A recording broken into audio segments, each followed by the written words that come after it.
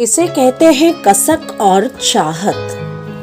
Train चलने को ही थी कि अचानक कोई जाना पहचाना सा चेहरा जर्नल बोगी में आ गया। मैं अकेली सफर पर थी, सब अजनबी चेहरे थे।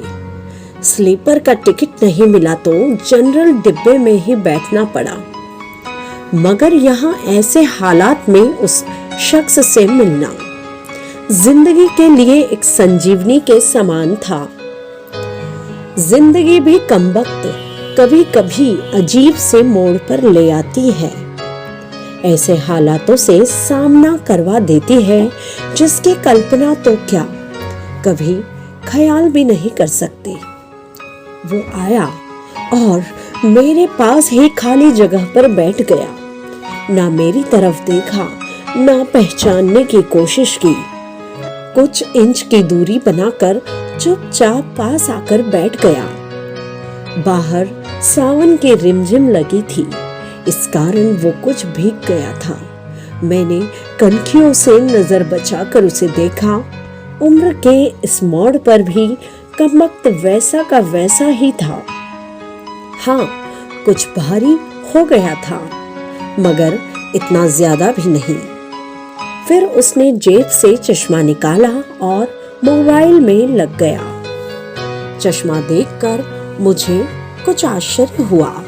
उम्र का यही एक निशान उस पर नजर आया था कि आंखों पर चश्मा चढ़ गया था। चेहरे पर और सर पर मैंने सफेद बाल खोजने की कोशिश की, मगर मुझे नहीं दिखे। मैंने जल्द से सर पर साड़ी का पल्लू डाल लिया। बालों को डाई किए काफी दिन हो गए थे मुझे। ज्यादा तो नहीं थे सफेद बाल मेरे सर पर, मगर इतने जरूर थे कि गौर से देखो तो नजर आ जाए। मैं उठकर बाथरूम गई, हैंडबैग से फेस वॉश निकाला, चेहरे को ढंग से धोया, फिर शीशे में चेहरे को गौर से देखा। पसंद तो नहीं आया, मगर अजीब सा मुंह बनाकर मैंने शीशा वापस बैग में डाला और वापस अपनी जगह पर आ गई। मगर वो साहब तो खिड़की की तरफ से मेरा बैग सरकाकर खुद खिड़की के पास बैठ गए थे। मुझे पूरी तरह देखा भी नहीं, बस बिना देखे ही कहा सॉरी। भाग कर चढ़ा तो पसीना आ गया था, थोड़ा सूख जाए फिर अपनी जगह बैठ जाऊंगा। फिर वहां अपने मोबाइल में लग गया। मेरी इच्छा जानने की कोशिश भी नहीं की। उसकी यही बात हमेशा मुझे बुरी लगती थी। फिर भी ना जाने उसमें ऐसा क्या था कि आज तक मैंने उसे नहीं भुलाया। एक वो था कि 10 सालों में ही भूल गया। मैंने सोचा शायद अभी तक गौर नहीं किया, पहचान लेगा। थोड़ी मोटी हो गई हूँ, शायद इसीलिए नहीं पहचाना।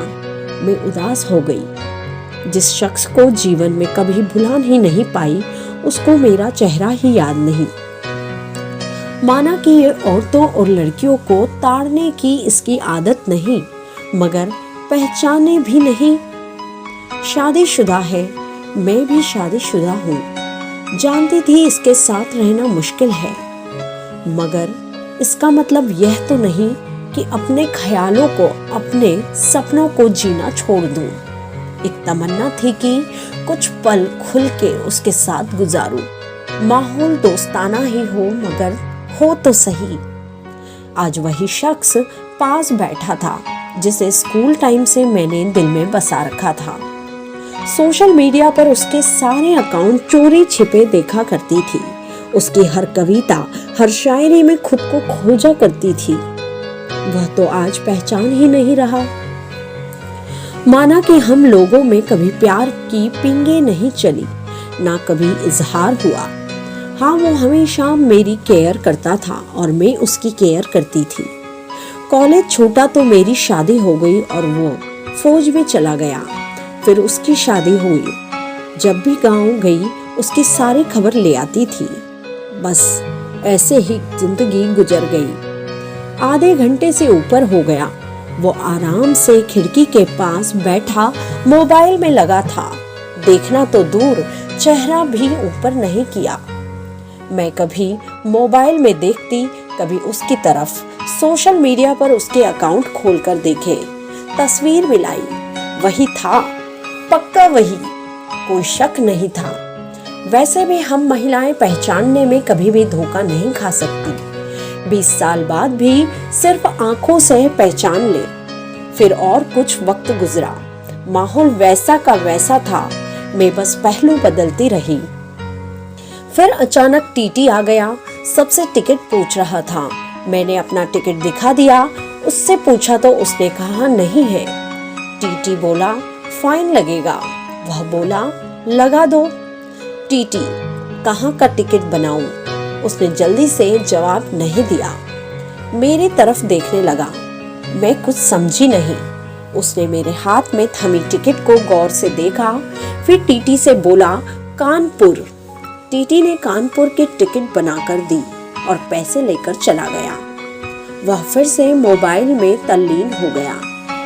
आखिर मुझसे रहा नहीं गया, मैंने पूछ ही लिया कानपुर में कहाँ रहते हो?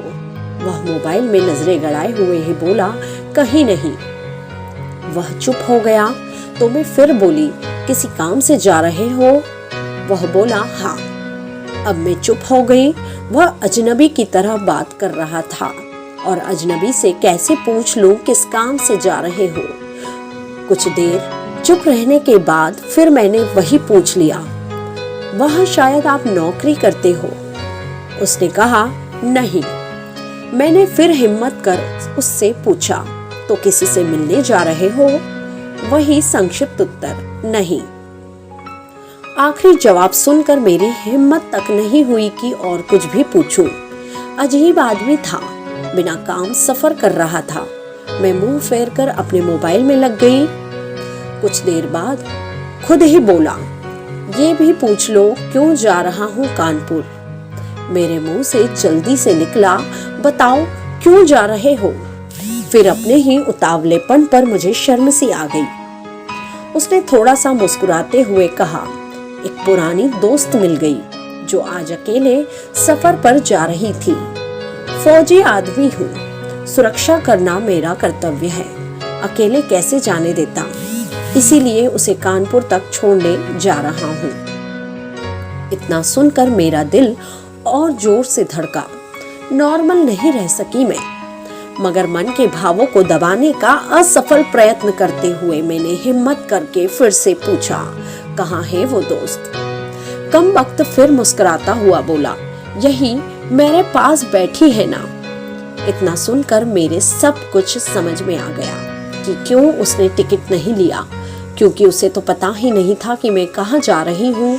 सिर्फ और सिर्फ मेरे लिए वह दिल्ली से कानपुर का सफर कर रहा था।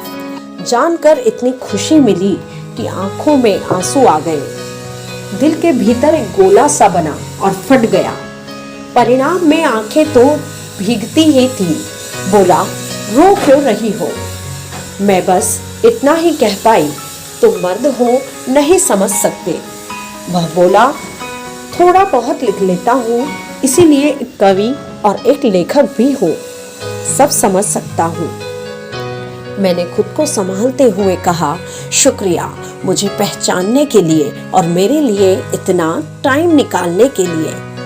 वह बोला प्लेटफॉर्म पर अकेली घूम रही थी, कोई साथ नहीं दिखा तो आना पड़ा। कल ही रक्षाबंधन था, इसीलिए बहुत भीड़ है, तुमको यूं अकेले सफर नहीं करना चाहिए। क्या करती, उनको छुट्टी नहीं मिल रही थी और भाई यहाँ दिल्ली में आकर बस गए। राखी बांधने तो आना ही था, मैंने मजबूरी बताई। ऐसे भाइयों को राखी बांधने आई हो जिनको ये भी फिक्र नहीं कि बहन इतना लंबा सफर अकेले कैसे करेगी। भाई शादी के बाद भाई रहे ही नहीं, भाभीियों के हो गए, मम्मी पापा रहे नहीं। कहकर मैं उदास हो गई। वह फिर बोला तो पति को तो समझना चाहिए, उनकी बहुत बिजी लाइफ है, मैं ज्यादा डिस्टर्ब नहीं करती और आजकल इतना खतरा नहीं रहा, कर लेती हूँ मैं अकेले सफर। तुम अपनी सुनाओ, कैसे हो? अच्छा हूँ, कट रही है जिंदगी। मेरी याद आती थी क्या? मैंने हिम्मत करके पूछा। वह चुप हो गया, कुछ नहीं बोला। तो मैं फिर बोली, सॉरी, यूं ही पूछ लिया, अब तो परिपक्व हो गए हो, कर सकते हैं बात ऐसी। उसने शर्ट की बाजू की बटन खोलकर हाथ में पहना वो तांबे का कड़ा दिखाया जो मैंने ही फ्रेंडशिप डे पर उसे दिया था। बोला, याद तो नहीं आती, पर कमबख्त ये तेरी याद दिला देता था। कड़ा देखकर दिल को बहुत सुकून मिला। मैंने बोला, कभी संपर्क क्यों नहीं किया? वह बोला, डिस्टर्ब नहीं करना चाहता था। तुम्हारी अपनी जिंदगी है और मेरी अपनी जिंदगी है। मैंने डरते डरते पूछा, तुम्हें छू लूं? वह बोला, पाप नहीं लगेगा? मैं बोली, नहीं, छूने से नहीं लगता। और फिर मैं कानपुर तक उसका हाथ पकड़कर बैठी रही। बहुत सी बातें हुई। जिंदगी का एक ऐसा यादगार दिन था जिसे आखिरी सांस तक नहीं भुला पाऊंगी। वह मुझे सुरक्षित घर छोड़कर गया, रुका नहीं, बाहर से ही चला गया। जम्मू थी उसकी ड्यूटी, चला गया। उसके बाद उससे कभी बात नहीं हुई क्योंकि हम दोनों ने एक दूसरे के फोन नंबर नहीं लिए। हालांकि हमारे बीच कभी भी नापाक कुछ भी नहीं हुआ। एक पवित्र सा रिश्ता था, मगर रिश्तों की गरिमा बनाए रखना जरूरी था। फिर ठीक 1 महीने बाद मैंने अखबार में पढ़ा कि वो देश के लिए शहीद हो गया। क्या गुजरी होगी मुझ पर वर्णन नहीं कर सकती, उसके परिवार पर क्या गुजरी होगी पता नहीं। लोक लाज के डर से मैं उसके अंतिम दर्शन भी नहीं कर सकी। आज उससे मिले 1 साल हो गया है। आज भी रक्षाबंधन का दूसरा दिन है। आज भी सफर कर रही हूँ, दिल्ली से कानपुर जा रही हूँ। जानबूझकर जनरल डब्बे का टिकट लिया है मैंने। अकेली हूँ। न जाने दिल क्यों आस पाले बैठा है कि आज फिर आएगा और पसीना सुखाने के लिए उसी खिड़की के पास बैठेगा। एक सफर वो था जिसमें कोई हम सफर था। एक सफर आज है जिसमें उसकी यादें हम सफर हैं। बाकी जिंदगी का सफर जारी है। देखते हैं कि कौन मिलता है, कौन साथ छोड़ता है। कहानी अच्छी लगी हो तो कमेंट जरूर करें।